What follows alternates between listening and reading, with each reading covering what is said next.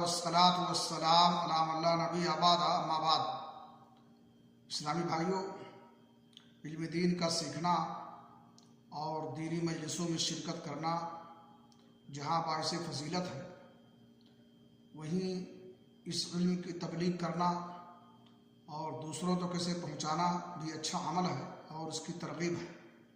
سنن ترمذی کی حدیث ہے، رسول اکرم صلی اللہ علیہ وسلم نے فرمایا، نضر اللہ امرأ سمع منا شیئا فبلغه کما سمعه فرب مبلغ اوعى من سامع۔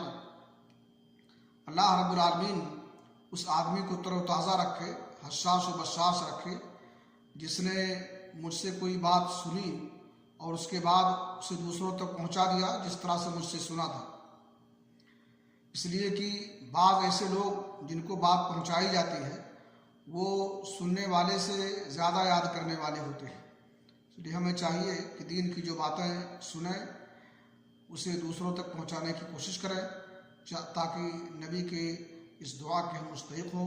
اللہ رب العالمین ہمیں اس کی توفیق بخشے۔